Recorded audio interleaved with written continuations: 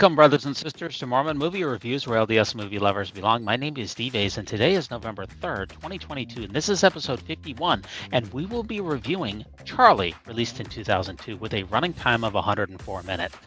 Now, this review works best if you've seen this film before, though that is not required, and a spoiler alert. Now, this movie begins with Sam, here played by Jeremy Elliott, being set up on a blind date by his father. His dad wants him to pick up his dad's manager daughter, Charly, played by Heather Beers, from the airport.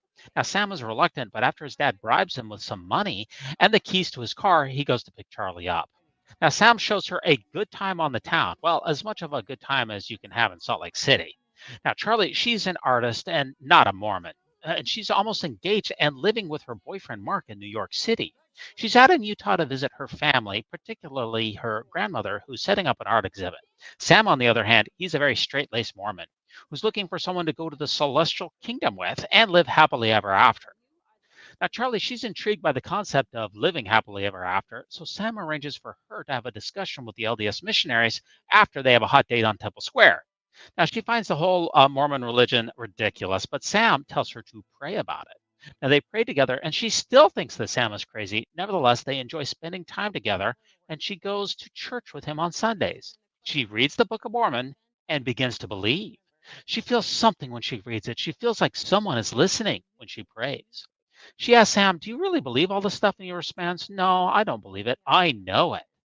Later, Charly's grandma tells her to check her motives and then just follow how she feels. Charly tells grandma it just feels right, and Charly ends up joining the church and claims that she's never felt like this before. Now, her folks, who are also not Mormons, they feel that they need to take some action to curb their daughter from becoming a religious kook. So, even though they're not fond of Mark, here played by Adam Johnson, they solicit his help to free their daughter. Sam finds out about all of this and that she has a live-in boyfriend and tells her that he doesn't want any used merchandise. Ouch.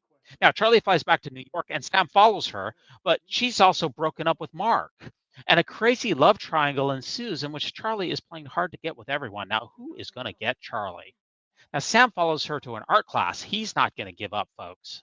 Charly, wait. I want to be a part of your life. And not this part, but... Why? Sam, you couldn't handle just one thing from my life, my past life.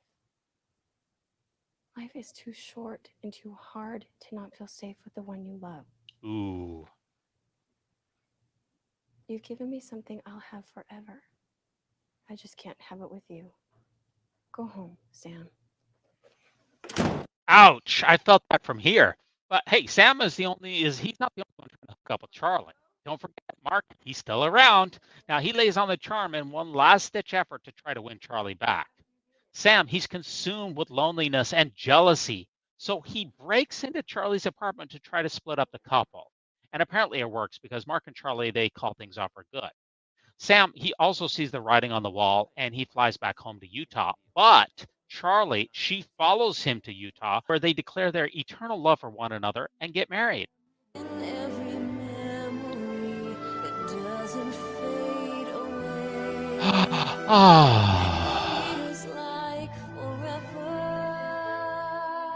Sure does. Oh, baby.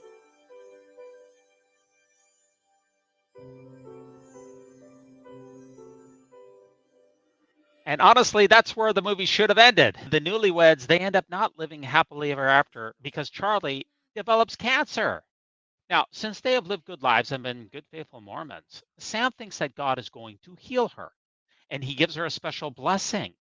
He performs this a blessing using the holy priesthood and says, "I did what I felt was right." And because of this, he knows that God will keep his promises and heal his wife. Charly, though, she gives Sam a reality check and tells him that God never promised to heal her. The Lord instead promised an eternal marriage. Now, Sam, he really starts to think, what if it is all a lie? Charly bears her testimony and says, hey, it doesn't feel like a lie. So it becomes a test of faith. Now, here's a typical cringeworthy scene from the film. Why are you giving up? Why? You can't give up!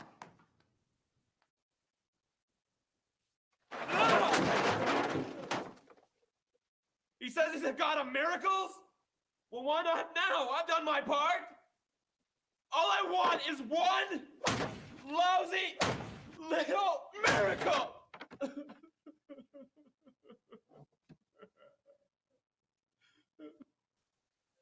But God, he does not grant Sam a miracle. And after the wildest ride of his life, he loses his soulmate to cancer. That means that he and his son have to face a new future together now, alone, without Charly. Now, Heather Beers here plays the part of Charly, and she was known for Baptist at Our Barbecue, Christmas for a Dollar, Unaccompanied Minors, and a couple of other Mormon-related films. Also, we have Jeremy Woolley, also credited as Jeremy Elliott. He's a faithful member of the church, graduated from BYU. He's probably best known for One Fold and One Shepherd, The Testaments, Ephraim's Rescue, and he did voice work on American Prophet. Now, this is an adaptation from a paper book, from Jack Weyland's paper book novel, which was released in 1987. It's lighthearted, soul-searching, and a thought-provoking journey of love, laughter, and hope.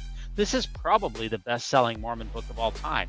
Now, here's your Rotten Tomatoes, not good from the critics, 20%, ouch. Audience score, though, 87%.